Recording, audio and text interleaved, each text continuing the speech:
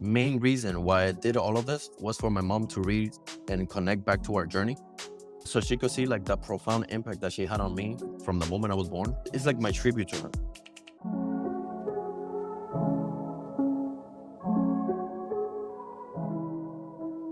As I was reading about you, I was coming across these points about rigid family culture, generational restraints. I was seeing you looking back, grandmother, great grandmother. I mean, and I know you talk about your aunt who was like the matriarch and stuff, but like, what did you mean by that when you talk about rigid family culture? Because you kind of broke those chains, but what was that all about? I mean, I don't necessarily think that is every Cuban family, but at least for my mother and I, like that portion of the book, I specifically referenced my mom's situation with her family. She would tell me a lot that her father, my grandfather, he was very conservative. It's almost like he wanted to keep my mother and his daughters, because they were all girls, in a bubble. He didn't do it out of malice. He had limited education. Like I mentioned in the book, we call that bruto. This very like old school mentality where he never pictured his daughters in a modern way, like doing things for themselves. It was very, very conservative. Like he just wanted to keep them at home, never to go out, not have boyfriends, things like that. Very strict. Even though I can tell you have a lot of compassion and love for him, that's kind of like oppressive, right? Definitely. Yes, definitely. I mean, it was so hard because as I was growing up with my mom in Cuba, I would see how loving he was. And at the same time, he was like hurting us, how protective he was. Hmm. I don't know. I specifically reference this from my grandfather. I didn't necessarily see that same actions toward his other daughters. At least I never really saw that. And I feel like he did that towards my mom and I because of our situation of what he saw my mom go through with my dad. He saw that my mom was like a single mom from the moment I was born. And that situation, that whole situation made him be even more overprotective. My mom didn't have any other means of staying anywhere else. It's almost like we were like under his power. Like he was dictating everything, how to raise me, what she could do or not do. It was like suffocating my mother. That to me is very powerful because you're stating these things as like a 41-year-old, but it's amazing to me how you saw things as like a 5, 6, 7-year-old. I mean, you saw things like an old man. Yes, yes, yes, yes. I even referenced that in the book as well, that I had this mentality. It's almost like I was woke before woke was a thing. Like, like I can't explain it. I was very like attentive to what was going on. My mind was there, but my little body couldn't do anything about it. You know, it was bizarre like that. I know this podcast isn't only about that mindset, but that's like high IQ, man. And it's high IQ and high EQ. There's a lot of people out there like that. Correct me if I'm wrong, but they talk about such frustration until they can get to an age where they can do something about what they're thinking about. Exactly. Absolutely. Unfortunately, a lot of that wokeness happened when I was like sexually abused. It's almost like it did something to my brain where I saw the world differently the moment it happened. I started seeing adult situations from a different view. Before that, I was like every other kid, just playing around. The world is all happy go lucky. But the moment that happened, it triggered something in me where I became so self aware. I was paying attention to what adults did. I caught on to that. Like I caught on to like situations that my mom was going through, like the whole dynamic with my grandfather. Even when me and my mother were able to find a place on our own, my grandfather, because he was still so connected to us and he will help my mom out, he will take me to school and pick me up from school and things like that. He was very much involved in our lives, even after we left his house. But even in our own home, I saw my grandfather go to our house and reprimand my mother about something, but he physically hit her. Oh no. And my mother was already in her 30s in her house. Yeah. So it was like things like that that I saw as a little kid that I was like, I want to grow up so fast. Man, that's some heavy duty stuff. Oh my goodness. From my perspective of what I've seen over life, that hyper awareness that you got was almost like a spider sense, like looking for danger. Yeah, exactly. Other kids will be focusing on like playing around and stuff like that. I was sort of doing those things, but at the same time, I was paying attention to the adult stuff. From our previous conversations too, Jill, that brings me to this point because at 8 years old now, April 30th, 1991, that's when you guys leave. Yeah.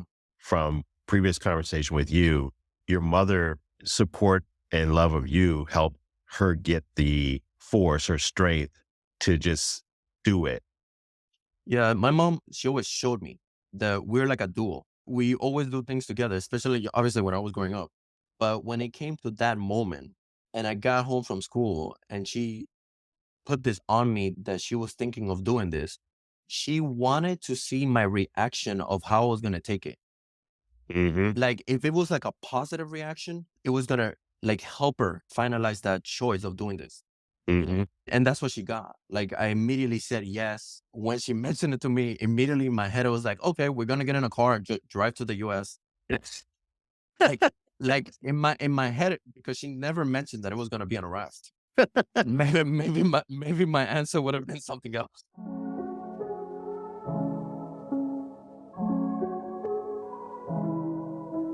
We're living in the United States. A lot of people listening to this podcast are in the United States. And I mean, United States has a lot of benefits. I agree. I've been to some other countries and, they have great things going on there too.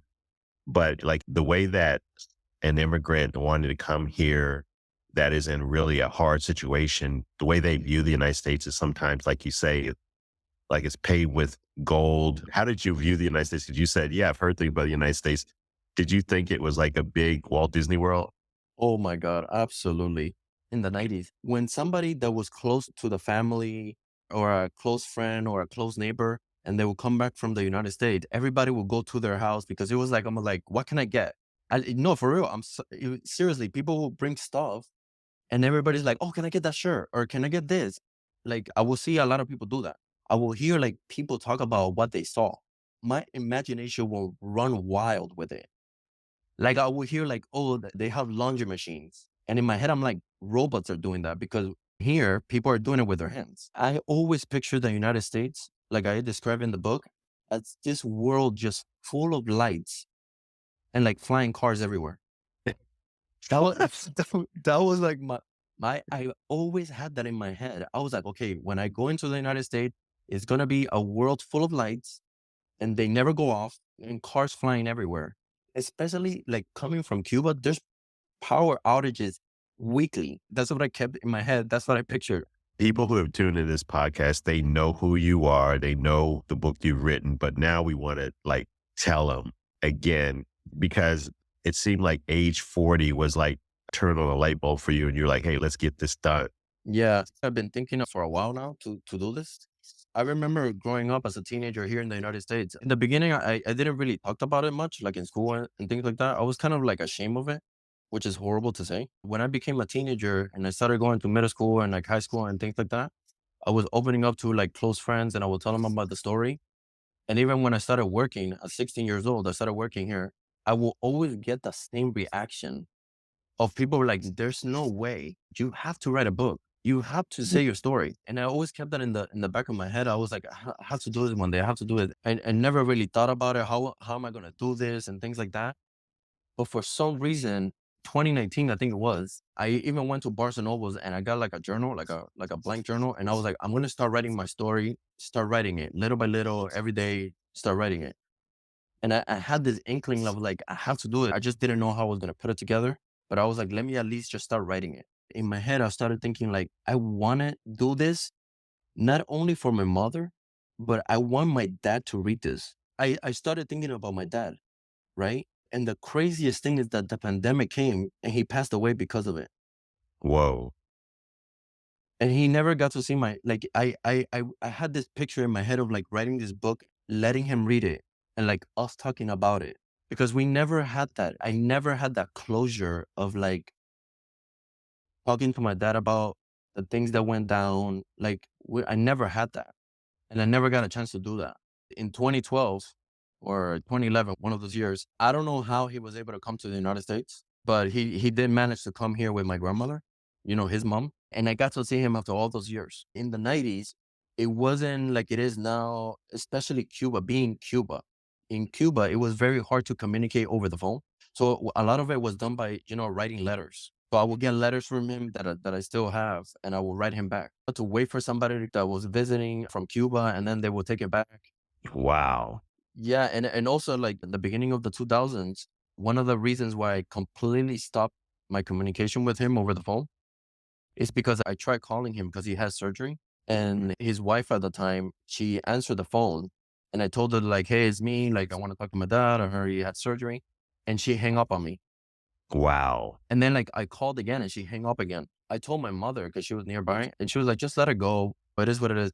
And then I was like, you know what? I'm going to call again. Like I want to talk to my father. I called again and he answered the phone. And then you could hear them like they were arguing, on the line. But after that, I just didn't feel like I was going to like having this communication with him. Like I let it go. Right. Right. We learn a lot about you listening to you, Jalyll, because I mean, I wouldn't have made that third call back, and that's what I do for a living. And you were like, "Hey, I'm calling back again," and you most likely thought she would answer again, Yeah. you I know. was going to say, what is going on? Like, why you keep hanging up the phone? But I respect that because I mean, from my calculations, you were like 17 or 18 about that Yeah. time, and Yeah. you were just saying, "Hey, I need to get through," and you got through. Yeah, exactly. 6 days in a paper boat. It's in Barnes and Noble too. Does that have anything to do with you getting your journal from there? No, I honestly, I didn't even know it was in Barnes& and Nobles until recently, until very recently, because I guess Amazon either bought them or they have like a partnership together where if the book is in Amazon, it's also in Barnes& and Noble. Okay, okay, very good. Because I was like, "Oh, Barnes& and Noble is awesome," and so is Amazon. You have this elegant site too, where you allow the book to be ordered from there. The site is so fun to navigate and learn about you and full of videos and stuff, and I know you're very proud of it. The site is your name, so JalyllSuarez.com, right? Yeah. I did that with maybe with the intention of doing another book in the future. Right. So I was like, I'm going to leave it open like that with just my name and not the name of the book, just in case. Yeah, well, you were again forward thinking because that site looks really good. I'm going to have links to that site in this podcast because that site is fun. I mean, I almost couldn't get off of it today. I was looking at it on a big computer screen and it looks even greater big, Yeah, I'm you know? very proud of that. I'm very proud of the way it came out. It was my vision to do the wave and when you open the site. I'm glad you liked it. Awesome. Yeah, it was very good. And I think so many more people need to go visit that site and just be motivated because you're like a powerful person, Jalyll. I mean, just talking to you right now, I feel like, man, I could go run through a brick wall right now. I just like, hey, where brick wall? Let me find, you know. Oh, that's funny. That's why I was so interested in getting a chance to interview you. Martha Nino connected us together and we planned for this late last year. Many of them haven't been to Cuba that are going to read your book, but they're going to be super impressed. What do you want to happen to them psychologically, mentally, emotionally from reading your memoir? It's a story of courage and survival, and like, I feel like a lot of people could like connect to that. You're right. I just wanted to hear you say it because you're exactly right, I think. And, the words risk and sacrifice, meditating on it, you use those words a lot in your biography and description of the book. Many people I know, and even myself, we've been in situations where your words would be so powerful because like you get in situations where it's like there's a lot of hope is lost and you got to go for broke, man. Like that's an expression we use here. You just got to say, hey, I'm just going to do the best I can. And I may have to sacrifice a lot and I may lose a lot, but it's better than doing nothing. Yeah, absolutely. Going through the United States right now, so many people, I mean, every other day we're hearing about these big layoffs. And I mean, these people are really suffering. I'm curious, what would you say to people like who one day wake up to an email I want to hear the leadership Jalyll come out. They have like $140,000 job and they've got a lifestyle that's $140,000 lifestyle that needs all that money to be maintained. Maybe they've got someone sick in the family or they're helping taking care of relatives and they wake up and it's like, okay, you have no more job. Your job has been terminated. What do you say to a person who faces that kind of thing with all you've been through? The only thing that I could say is there's always an alternative. There's always a way.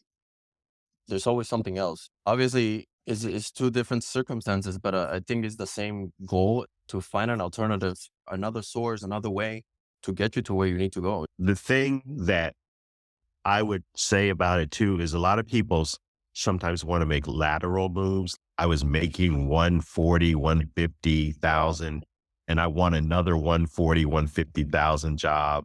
And a lot of times that doesn't happen. Of course, yeah. How does a young boy who came across a dangerous journey on a raft view that person who is now penniless? What does that person do to start over again? Give me some ideas. I want to hear this wise sage man. Wow. I mean, that's quite the question. I I would, there's always hope in the community, making calls. If you stay positive, like, there's always a way. There's always like an alternative to go for your goals. That to me is such a good answer, Jalyll. I mean, hope and positivity. You got to tailor it to the situation. That's what you're about. I want to hear about that 8-year-old too, with 7 other people on this raft.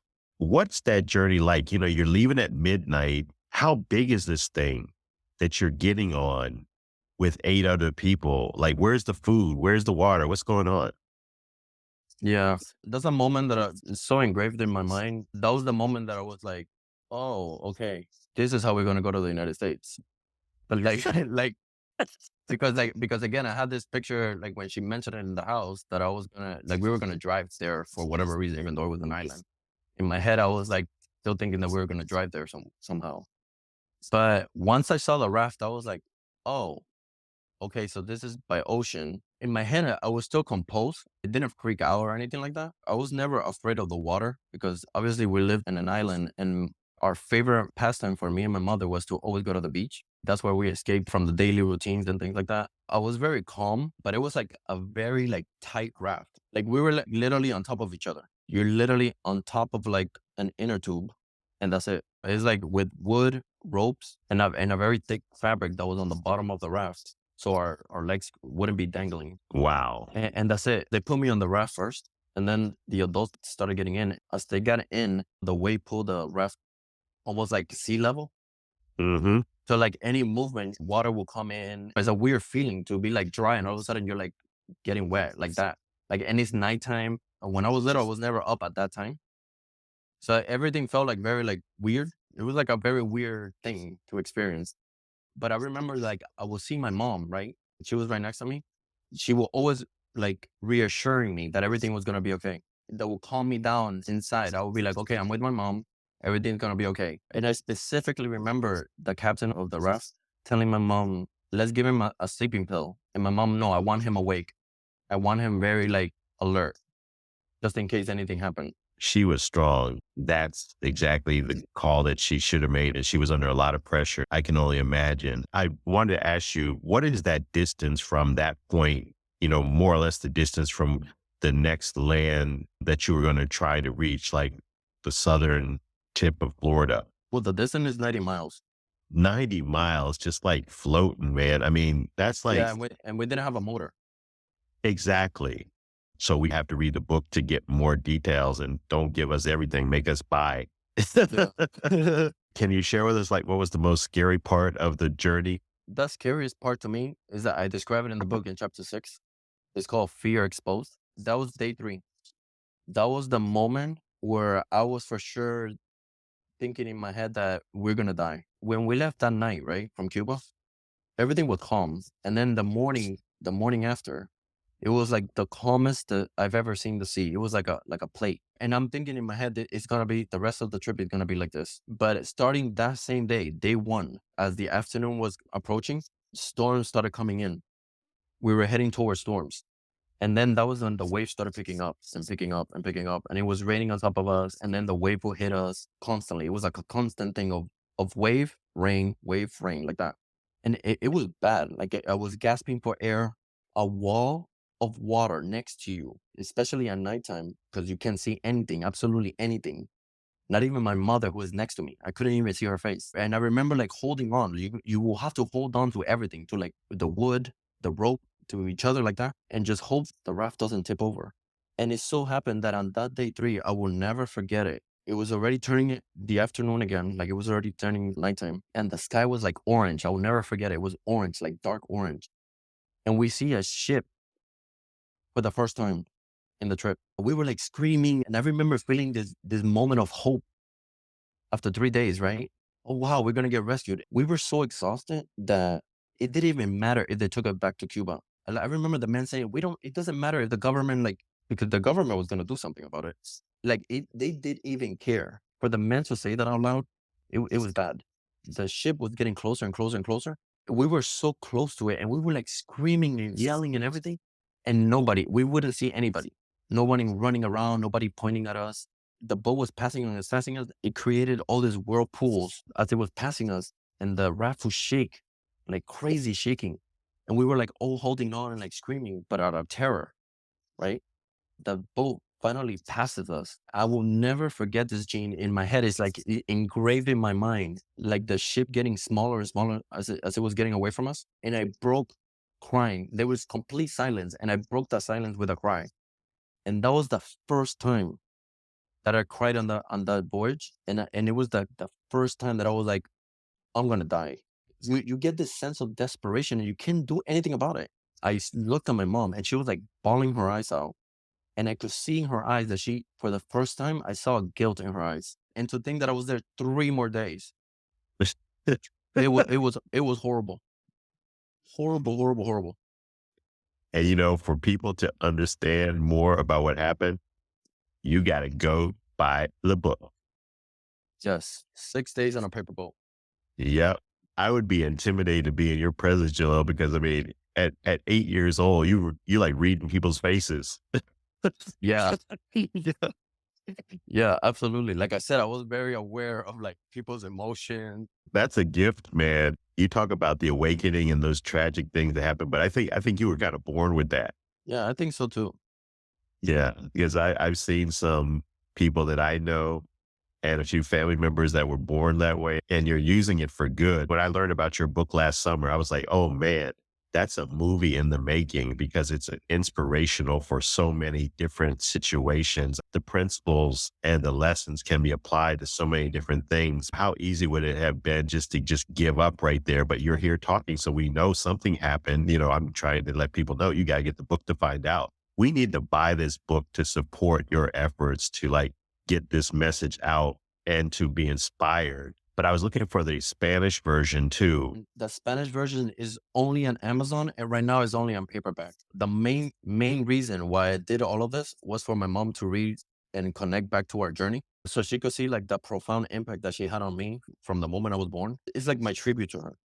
Yes, exactly. That's why I wanted that one too, because I love that purpose that you had behind it. She could be aware of the story and be proud of your success, but now she can actually live it with you.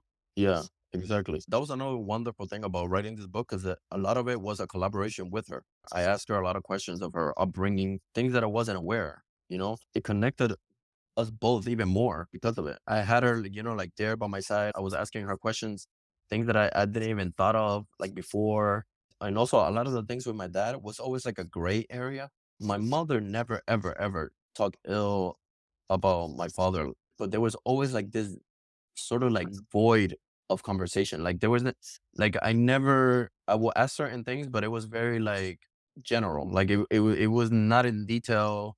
Like I felt like something was missing.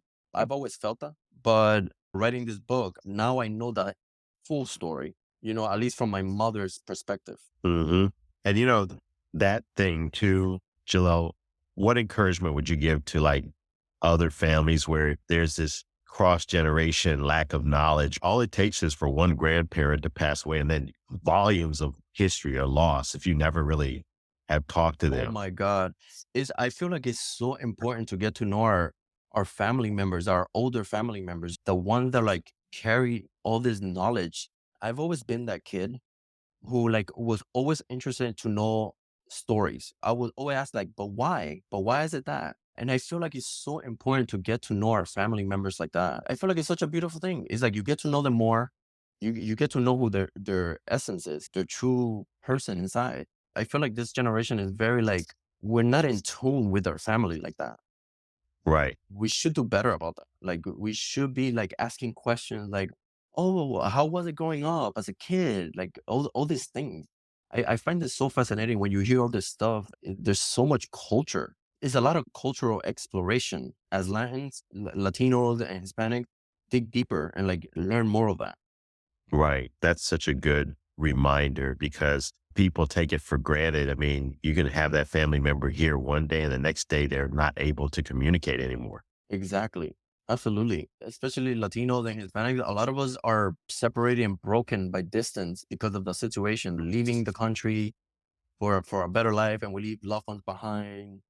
We leave a lot of our grandparents behind. So we have like that gap. So it's beautiful, like if we do have them around to ask them questions, get to know them better. That's so well said. You have done a good job with showing a lot of things that we can and should do. It's a privilege for me to be talking to you because I know in not the too distant future, people may need to get an appointment to talk with you because you're going to be so busy. Selfie, selfie. Yeah, I'm gonna see you on the television. Oh my God. Yeah, man.